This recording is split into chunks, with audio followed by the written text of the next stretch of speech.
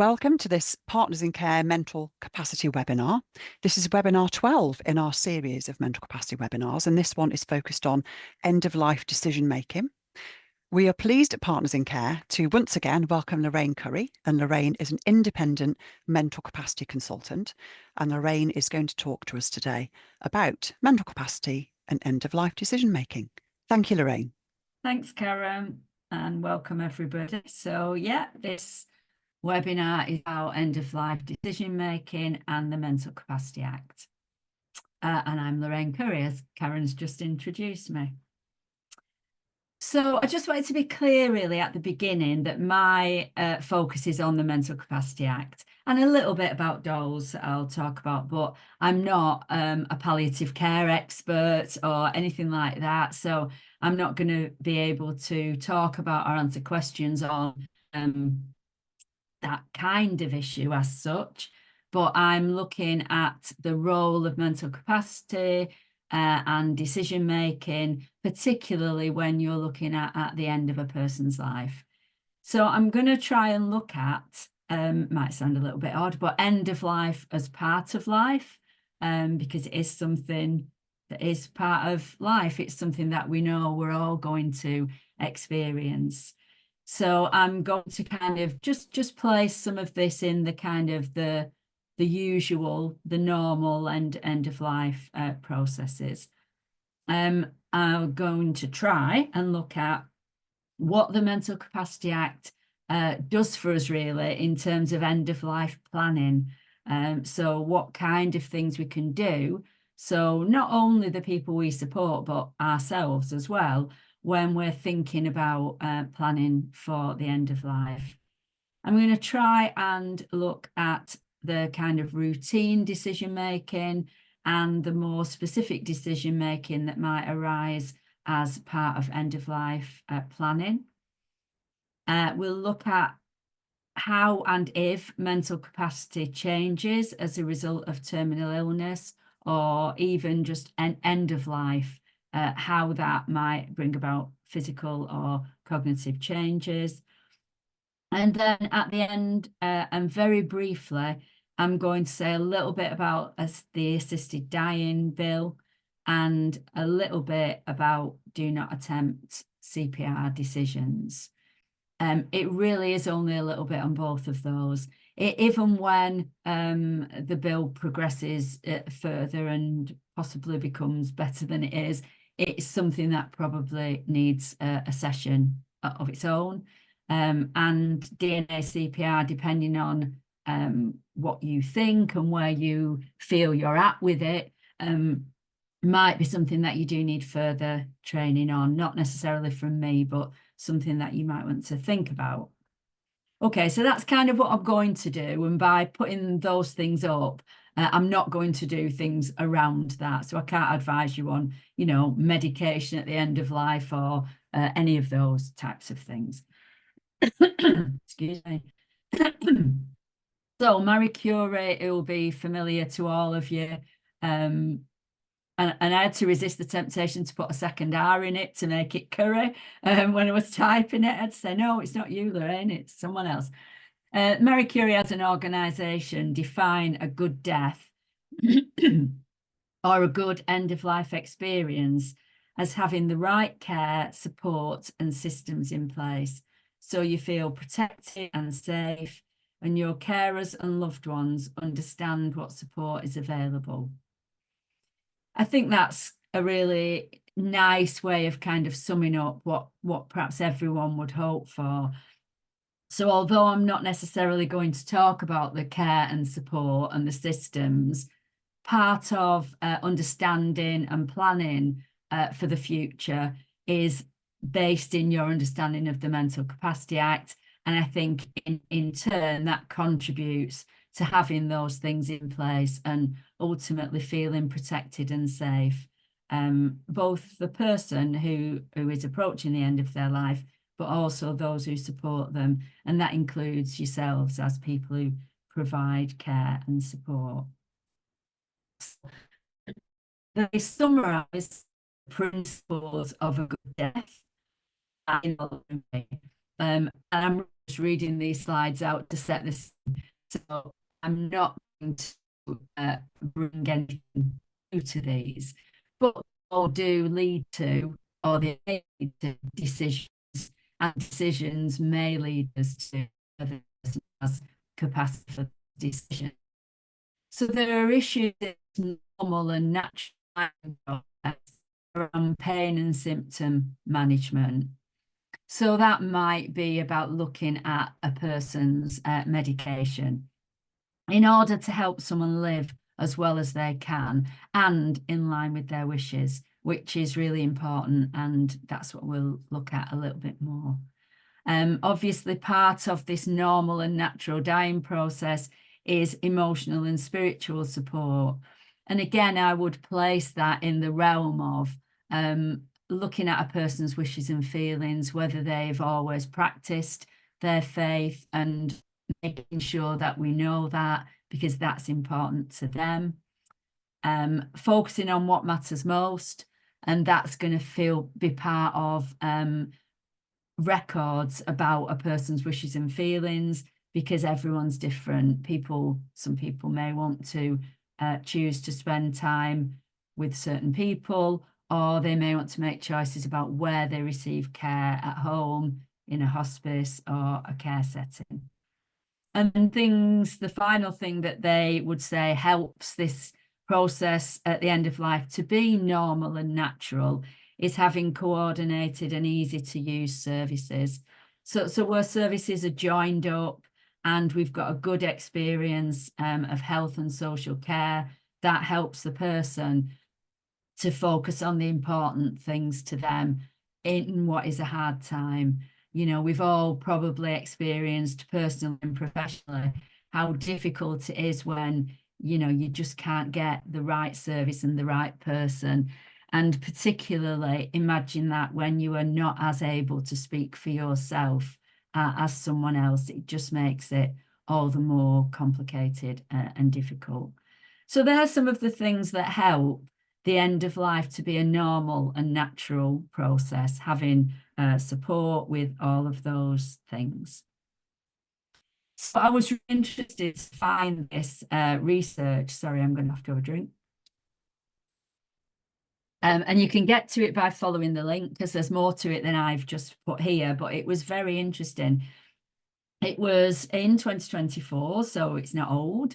And it was about what end-of-life care do people who die in a care home receive, and how has this changed over time? So I do recommend you to have a glance at it. I found it really interesting, not least to discover this, that just over a fifth of people in England and Wales die in a care home. So that's quite a high figure, I think.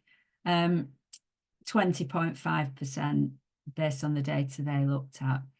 People who die in care homes are more likely to be older, female, and to die from dementia. And that probably reflects the characteristics across the board of care home residents.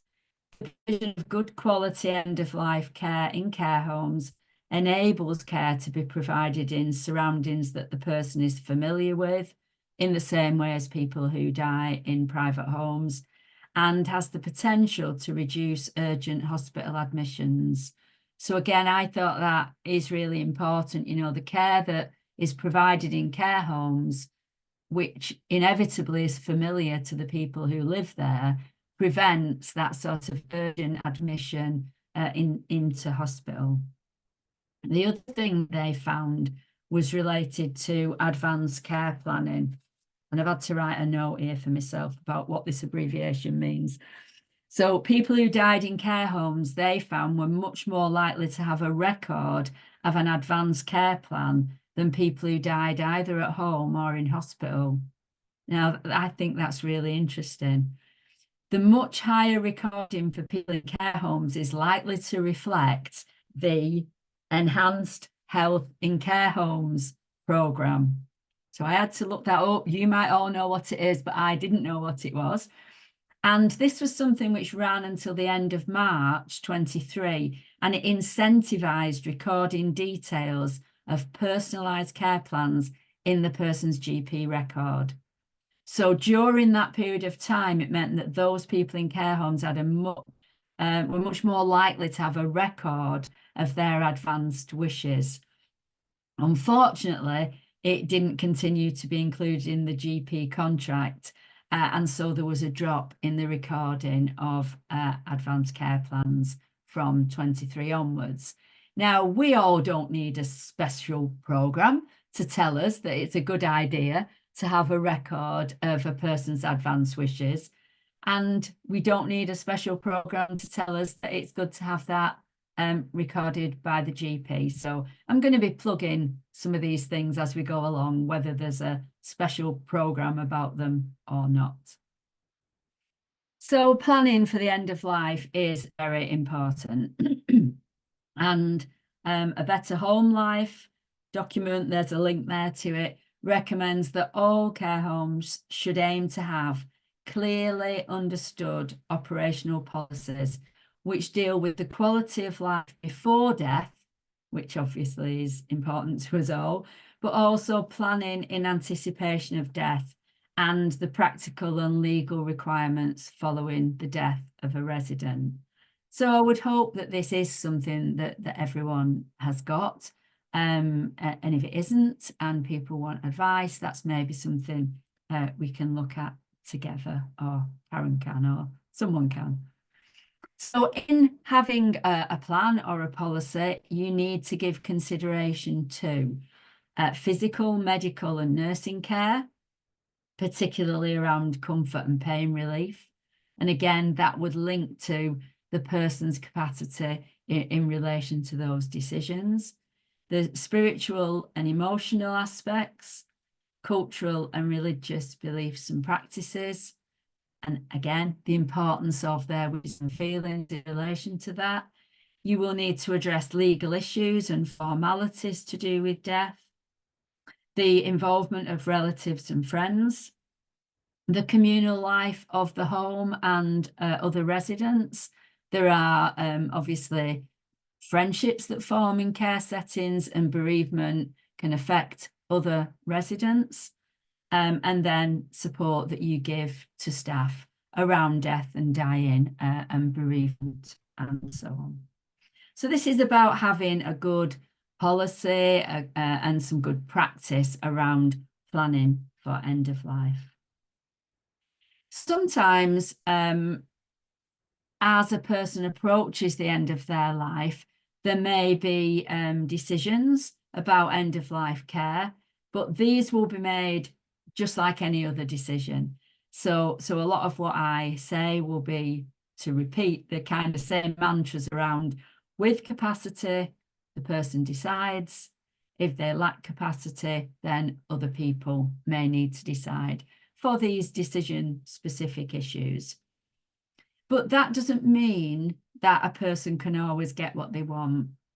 And I think in other sessions, both sessions that I do and most likely sessions that Mary Johnson might deliver, we'll look at case law around end-of-life decision-making, and where for one person the decision was not to continue with treatment.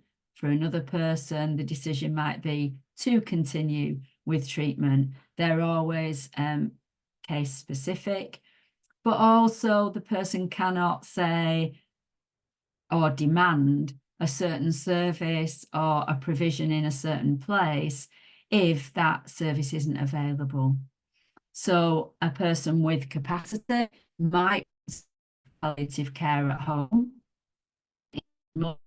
their rights decision, but if care is not available to them at home, then that isn't a decision that they can make. And that's the same if the person lacks capacity for the decision.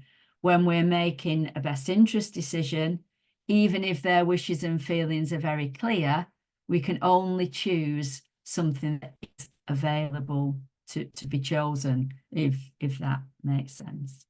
So when we start to approach new decisions and new decision making, it's the same as anything else we do in the field of mental capacity. Primarily, the person retains capacity, that's their choice. If they maybe, as the whatever condition they have progresses, maybe if their mental capacity deteriorates, then we're moving into best interest decision territory, but we can only choose something that is available. So policies around decision making and end of life decision making should be clearly expressed in information that's made available to residents and their families when they first come into the care home. So it's one thing to have information, but it's a second thing to make sure that that is available to people. And actually, it's a third thing to make sure it's clear and it's easily understood by everyone. So some people, as we know, and as we've no doubt experienced ourselves with our own family members or through our caring role, some people will simply die a natural death. It will be part of their aging, or it will not be related to any particular terminal illness or any medical condition. They will die a natural death, and their capacity will either simply not be relevant, or their mental capacity for decision making will not change in any way that impacts on choices that they have to make, because there really aren't any choices that they have to make. I suppose it's, for many people, that the ideal kind of death of simply dying in their sleep or whatever, however that might occur, but it doesn't generate any new decision making or any significant challenges that require us to consider, does this person still have mental capacity, or do they lack capacity? But for some people who previously did have mental capacity for care decisions, they may develop cognitive issues as a result either of a new physical illness or a worsening of an existing illness. And some people who we have already found to lack capacity in some areas may become more cognitively impaired as they near the end of their life. So it is something that we need to be alert to, and to, as with everything else, not simply hide behind the presumption of capacity. If something particularly new arises, or the person's condition changes in a way that might affect their decision making, then we need to be alert to that. So it's always, as with anything else, I guess, around mental capacity and decision making, best to plan in advance. So not to leave these decisions until we suddenly find ourselves where a person's physical condition has deteriorated and we find that perhaps they're having hallucinations, or they're seeing and experiencing things that aren't there, and we think, oh, this is new, and we've not considered what to do in that kind of circumstance. So it's always best to plan in advance. But consent that has been given by a capacitous person will extend to the end of their life, where the care continues to be provided in the same way. If it's not significantly different than we've imagined, and if it's not significantly more restrictive. So we've looked at a person's care plan. I'm gesticulating here, all kinds of things with my hands, which none of you can see. And I don't know why I do it, but I can't stop myself. If I was at school, I'd be told to sit on my hands, I think. So a person has given consent to their care plan, either care at home or care in a care setting, and there's no change to that care plan.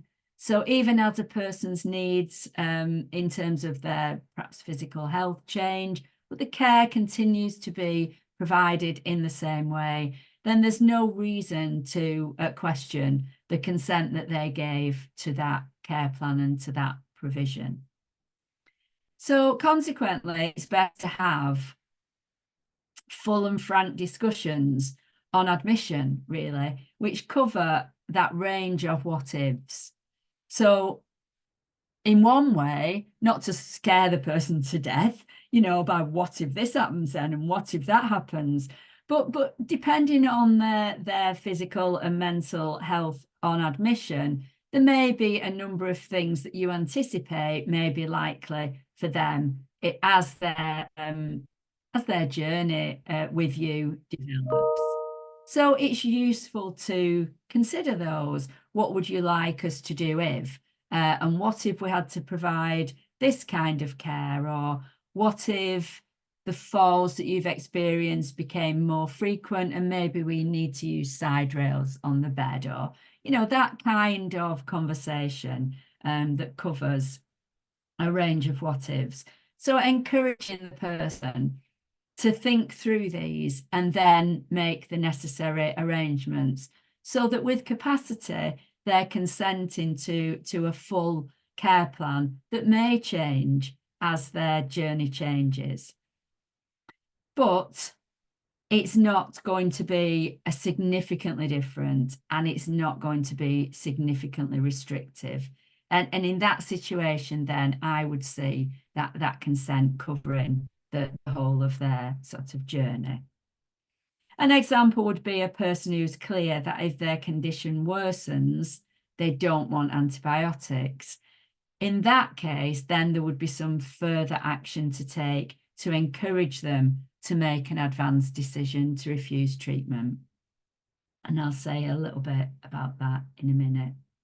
So I'm kind of encouraging you to encourage them to think through some of the possible things that might happen that they are then able to consent to in advance with mental capacity and without changes, that consent sort of continuing on. So as we heard a couple of slides ago, care homes and care settings are very good and very good places to make a record of a person's wishes. So advanced care planning, being a way that somebody can express what's important to them in case they can't communicate their wishes and make decisions in the future. So the best that you can capture from them now is going to be very useful should we need to look back on it when their and if their mental capacity changes. So anyone really can help somebody with advanced care planning to let people know, I would want this, but I wouldn't want this. This is where I'd want to receive care. This is who is important to me. All of those kind of things that might make up an advanced care plan. And it can go beyond that into planning for the end of life, their funeral plans, their nature of their cremation, burial, all of those things that people can be encouraged to talk about and record, because it's incredibly important. If they retain capacity and they're able to communicate those wishes, then it's still good to have them written down.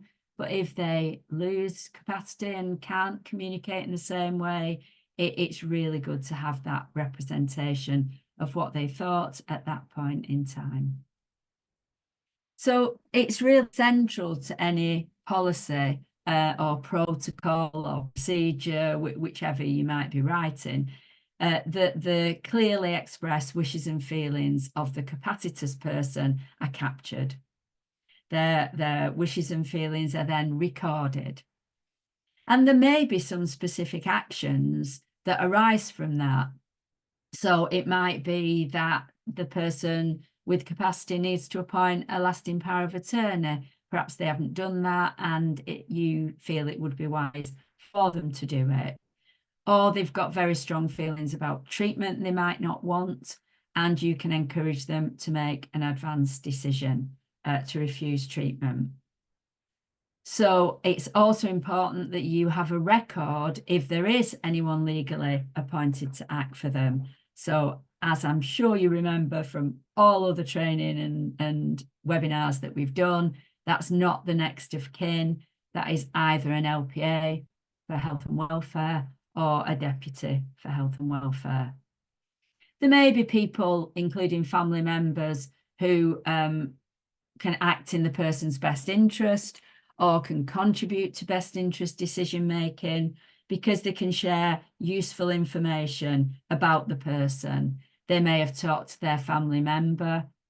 And on one of our training sessions, or one of mine, I'm not sure if it's been with you, we talk about Briggs versus Briggs, which was a man who was in a coma following an accident, and his wife was able to share all kinds of information, as were other family members, about things like what he'd said when he watched 24 Hours in A&E, and what he'd said about other people who'd had car accidents, motorbike accidents, and so on. And this was all really useful information to the court. But the judge did still say a written document would have been even more useful. So getting those wishes and feelings written down is very important. Taking action, such as LPA and advanced decisions, is very important, and referencing the need for those in any policy that you write. So what is an advanced decision to refuse treatment? I'm sure now that you are all familiar with it, but it is a way that the Mental Capacity Act allows us to plan for the future. And remember, this is us as well as the people that we support. The Mental Capacity Act is there for everyone, really. So you can make an advanced decision to refuse treatment, which will say what you don't want and when you do not want it. So I don't want antibiotics in the event of another chest infection, for example. An ordinary advanced decision to refuse treatment doesn't need to be in writing, it can be verbal. I've never been comfortable with that, because I think I would like to know not only that I've perhaps told my GP or told staff in the care home, but somebody's written it down so I know it's there on a record, because it is binding. So a valid and applicable advanced decision to refuse treatment is legally binding. An advanced decision to refuse life-sustaining treatment must be written, signed and witnessed. So that's slightly more stringent. And if anyone attends Mary's introduction to the Mental Capacity Act, she'll cover this in more detail, I think. But an advanced decision to refuse life-sustaining treatment must be written, signed and witnessed. And it must contain words to the effect that I don't want such a treatment, even if my life is at risk. So you are stating when you complete this that you know that not having this treatment may be something that affects whether you will survive or not, if that makes sense. So you would say, I do not want chemotherapy if this happens, even if my life is at risk. Okay, so that is one of the ways the Mental Capacity Act allows us to plan for the future, an advanced decision to refuse treatment. And the important thing to take from this is that a valid and applicable advanced decision to refuse treatment is legally binding. Okay. On the other hand, an advanced care plan or a statement of wishes and feelings is incredibly helpful. It's particularly helpful if there's any kind of dispute about care, but it is not legally binding. It's a very good document to have should we have to make best interest decisions for that person, because we've got a very good sense of what they want or what they don't want. It can show what their capacitous wishes were if they subsequently lose capacity. But as I've already said, they may not always be able to get what they want. So advanced decision to refuse treatment, legally binding. Advanced care plan or statement of wishes and feelings, helpful, but not legally binding. Appointing a lasting power of attorney. So towards the end of life, people might become concerned about putting their affairs in order, and that can be both care and financial. And So it's important that you recommend to those people who still have mental capacity to do so, that they plan ahead by making an LPA for either or, and or, yeah. Either one or the other or both. I don't know if I said that right then. So either for a health and welfare lasting power of attorney, or a property and financial affairs power of attorney, or both. Both types of LPA can be done directly online. They are really quite straightforward to do. They don't require the help of a solicitor.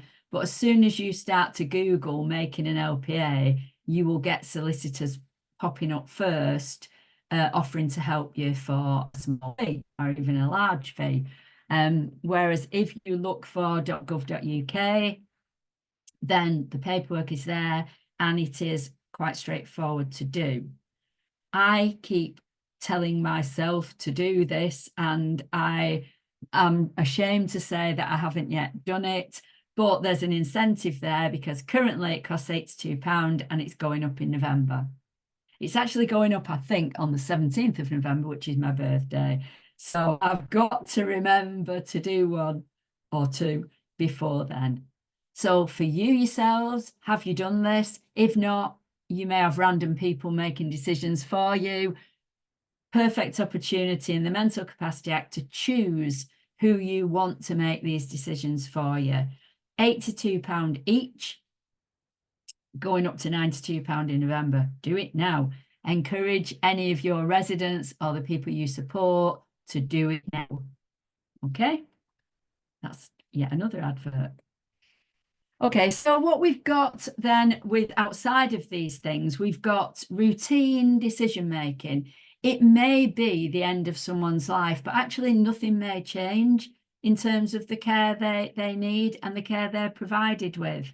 So it may be routine care continuing to the end of a person's life that they've either previously consented to, or you've assessed them as lacking capacity for care decisions already, and nothing has changed. So just because they're approaching the end of their life, if there's no change in the delivery of care or the care they receive, then either their consent is still valid or your previous assessment is still valid. But sometimes there will be differences. So sometimes there may be more specific decision making. The nature of care may change significantly, enough for you to revisit decisions. There may be new decisions about things like hydration, food. Maybe the person can no longer take food in the same way. It may be they need pureed food, or they need peg feeding, or something may change there. There may be a significant medical change that hasn't been anticipated. So the first thing to do would be to make sure there isn't already an advanced decision to refuse treatment, and there isn't already a health and welfare LPA or deputy in place to make these decisions. And if not, then we are revisiting those as, has the person got capacity for the decision? If not, making a best interest decision. And we've dealt with how to do that on a number of previous webinars.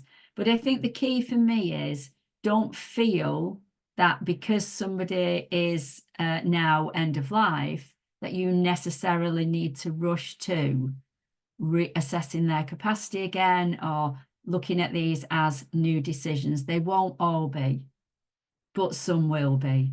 And so if you are sure that this is a new or a significantly changed decision, and revisit the assessment of capacity. I just wanted also to take the opportunity to remind you about the role of an independent mental capacity advocate in this kind of decision making. So an advocate, an IMCA, will need to be appointed where there's nobody appropriate to consult with about the best interests of someone, when serious medical treatment is proposed, or there's a change of accommodation. So that might be a stay in hospital of at least 28 days, or in a care home, a different care home, for at least 8 weeks. So it's easy to forget some of these things. It wouldn't be your role to appoint them, but the local authority or the NHS ought to appoint an IMCA for a person who lacks capacity and doesn't have family and friends to consult with if serious medical treatment is proposed or a change of accommodation. So I didn't put the provider in because I'm aware that people use partners in care now from different areas, geographical areas. I'm sorry if I keep bobbing up and down, but believe it or not, I'm sliding off my chair. I don't know why. So I think wherever you are based, make sure you know who the IMCA service is provided by and that you have good contacts with your NHS and local authority colleagues to make appropriate referrals. Okay, so I am just now briefly, I can't remember what time we started, but I think we're approaching the end. A brief look at some more thorny issues around end of life, things that may come up. So first of all, the first thing that sort of came to mind is how this whole landscape is potentially going to change with assisted dying. I mean, I suppose I can go on record, it is on YouTube, as saying I hope that we never really have to work with this bill. Particularly as a social worker, I would not want to be one of the people assessing capacity around assisted dying. That's my personal view, not the view of any organisation. But without taking personal views into account, there is a lot of controversy. So for as many disabled people that seem to oppose this, there is another group of people who want dignity in dying, and other people who are saying, we don't want to see this. You know, there are strong feelings on both sides. But I've just got 2 slides really, just to run through some of the basics. Again, it's kind of reading words on a slide, but I just wanted to cover it briefly and not go into too much detail. So the bill proposes that adults who are terminally ill, mentally competent, and have 6 months or less to live should have the option to choose assisted dying. There are a number of safety measures. So one is about who's eligible. So it's only terminally ill adults with mental capacity expected to die within 6 months. It excludes people with disabilities or mental illness alone.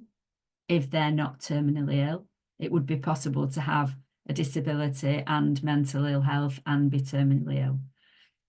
Mental capacity is required throughout the process to be assessed by medical, legal and social care professionals on at least 5 occasions. There are protections in that requests be made on the basis of a clear, settled and informed decision by the person concerned, and all the options, including palliative care and pain relief, must be discussed, and the person's decision must be confirmed at every stage. There is still a lot of strength of feeling that it's not yet a very good bill. So how is it going to affect palliative care? Who will invest in palliative care if we have an assisted dying bill, and so on? Medical supervision, so 2 doctors have to independently confirm that the person meets this eligibility criteria, that they've made a voluntary decision free from coercion.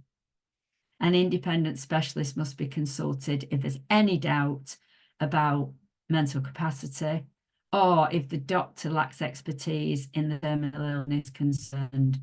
No medical practitioner will be under an obligation to engage. But who is that independent specialist who's going to look at mental capacity in relation to choosing to die? I don't know the answer to that. It's a rhetorical question. So there is, in theory, expert oversight from a multidisciplinary panel who might question the individual and one of the doctors and so on. There is a period of reflection, 7 days between the 2 medical assessments, and a further 14 days after the decision by the expert panel. There are some protocols in place that must be overseen by a medical practitioner. The medication itself must be self-administered. There will be close monitoring, and there will be offences to make it illegal by dishonesty, coercion, or pressure to induce a person to make a declaration requesting assistance or to self-administer medication. So I'm sure you can start to see, I'm sure your ears are pricking up, I'm sure you're thinking about your safeguarding hats, and you're thinking about the whole issues there around coercion, and just many holes in here, but it's moving along, and we will keep you posted, I think is the best thing to say. Okay, so moving on to another thorny issue, which, as I said at the beginning, this is brief, very, very brief. A few slides around do not attempt CPR. So what does DNA do? It's an acronym, I'm sure you all know, that stands for do not attempt cardiopulmonary resuscitation. But DNA CPR always raises difficult questions of policy and practice in care settings. CPR does save lives, although rather less frequently than it's often portrayed on the TV. There are circumstances where it's inappropriate, as well as circumstances where it's appropriate. Decisions to either initiate or withhold CPR can be fraught and controversial, but unfortunately, due to the nature of them, often decisions have to be taken without time for reflection or discussion. DNA CPR is a first aid procedure that can be administered when a person's heart stops beating, which is a cardiac arrest, and or if they stop breathing, which is a respiratory arrest. Mouth to mouth, as we tend to think of it, delivers oxygenated air to the lungs and then needs a tube to keep the airway open. Chest compressions are used to keep oxygenated blood circulating to the vital organs, while a defibrillator, which uses, now I'm doing the image of a defibrillator, which delivers electric shocks, may be used to correct the heart's electrical impulses. The success rate of CPR is extremely variable, and it does depend on the nature and the circumstances of the cardiac arrest. So if electrical impulses are still occurring, then an electric shock can sometimes correct that and restore normal heartbeat.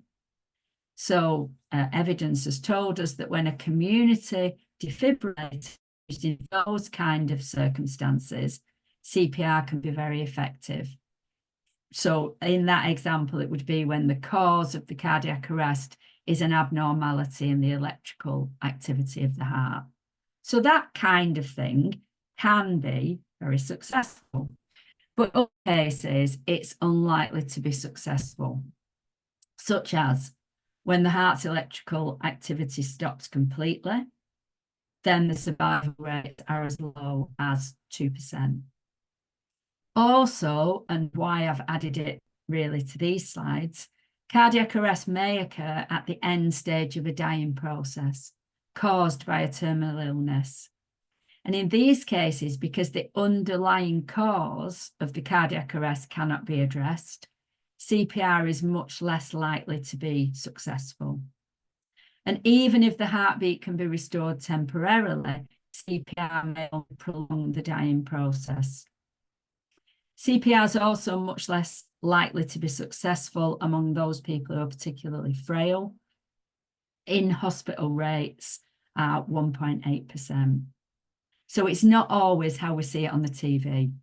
Sometimes in certain circumstances and depending on how cardiac arrest occurs, can be successful, but sometimes, and particularly in this context of end-of-life care, it can only prolong the dying process and sometimes mean that the person's care needs are even higher.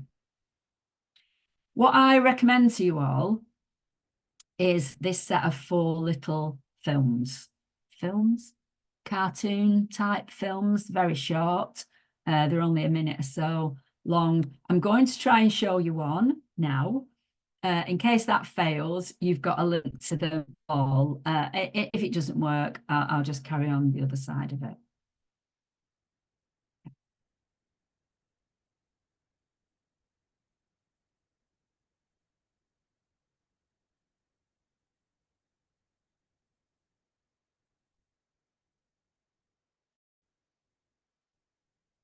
So if someone, perhaps just Karen, who I can see can wave. Statistics show that CPR is only successful in a minority of cases. Then it can cause significant physical harm. Even when CPR is successful in restarting the heart, the patient may be left with residual brain damage. Some patients never regain consciousness. So CPR isn't always the right response. Some people will even sign an advanced decision to refuse treatment, indicating that they do not wish to receive CPR. A valid advanced decision to refuse CPR is legally binding.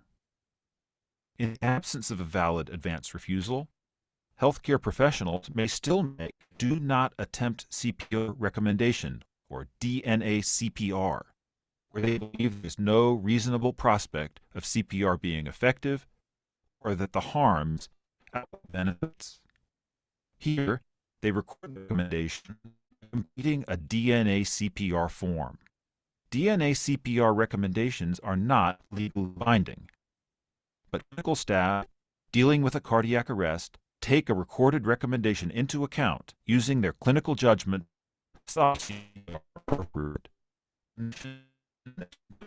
Arrest takes final responsibility for the decision. In the absence of a DNA CPR recommendation, initiation of CPR is usually held to be appropriate.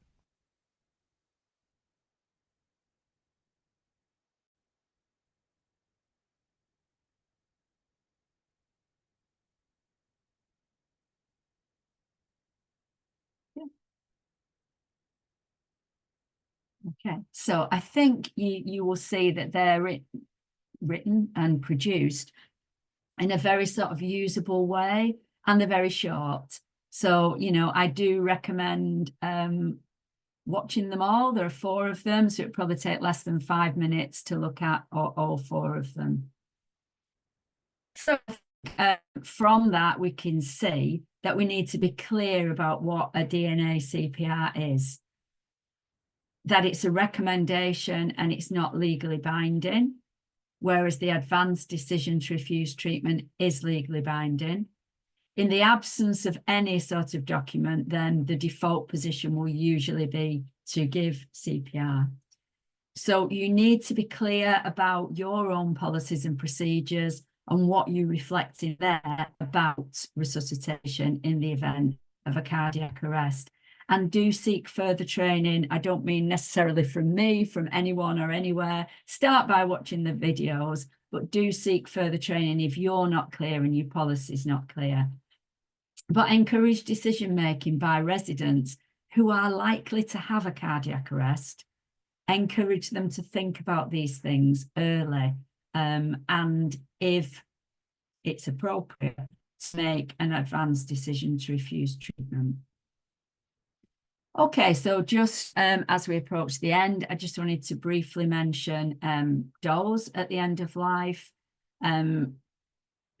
Obviously, we know about the deprivation of liberty safeguards. We know when we need to make an application for somebody, but there are generally some questions about this at the end of life. And it's very hard to sort of take a hard stance either way, really. But mostly, most importantly, if the person's able to consent to their end-of-life care, then the consent element or the lack of consent that is needed for a DOLS authorisation will not be met. So where someone is still able to consent to their care, then you do not need to request a DOLS authorisation because it won't meet one of the 6 criteria. So that's kind of the best thing, really. With capacity, they've consented. The consent is valid and ongoing. There's no changes. There's no increased restrictions. That consent continues on. So we're not considering deprivation of liberty. If we've suddenly had to increase restrictions hugely, then of course we will need to look at deprivation of liberty. Proportionality is key here. It's the balance between what benefit will this safeguarding scheme bring to a person at the end of their life, balanced against their rights, their human rights, their right to autonomy, their legal protection. So there is a sort of balance to do here. And even if the referral comes in, you will probably find somebody at the end of that referral in the DOLS team will look and think, this person's got days to live. What benefit, what additional benefits does the DOLS process bring to them? And for some people, it will definitely be an urgent need, an urgent referral, and it will urgently be allocated because intense restrictions will need to be put in place. But for other people, there'll be a sort of balancing act between a proportionate response. We're not really significantly restricting them. We don't expect them to live longer than a couple of days. How will an assessor turning up impact on their end-of-life experience and so on? But if there is no longer valid consent and the acid test is met, then you must make a referral. That sort of protects you as a provider, really, and the decision about whether to allocate that will be made based on priority when it's received by the local authority. And there will be factors that affect that priority. If you've got a person who is so agitated that you're needing to significantly sedate them with medication, and this is new, it's never been part of their care plan before, make sure the local authority is aware of the extreme measures that you've had to put in place. But there is a sort of slight balancing act to be carried out for other people where the care's not changed, but you think the acid test is met. Is there still valid consent? If not, make a referral. So I think at the end of this session, what I would encourage you to start thinking about, if you haven't already, how many of your residents die each year, either in your care home or after transfer to acute care? Do all your residents have up-to-date care plans, including care at the end of life? Can you identify the patients who are nearing the end of their lives? Do you talk with your residents about where they would like to both live and die? These are some of the conversations that will lead on to you having a good record of the person's wishes and feelings and a good advanced care plan that considers all the things we've talked about today. I've put a few documents there at the end just to link to. The first one, end-of-life care in care homes, I couldn't find anything updated beyond April 2006. So it was quite old. I'd love somebody to tell me that there is an updated version and what it is. But I still found it had useful elements. So even though you have to bear in mind it hasn't been updated, I still found it very useful. And most of the others are very relevant. Well, they're all relevant. Most of the others are up to date that I've linked you to there. Okay, so that is the end of this part of the session today. Thank you, Lorraine, on behalf of Partners in Care. There's quite a lot to think about, and I think one of the things you promoted quite heavily was having those conversations early on to get people used to having those conversations and making decisions. I think that's really useful. If you're watching this back on YouTube, below the video, I will put some of the links to the things that Lorraine has mentioned, so you can also access those. Thanks, Lorraine. Thanks.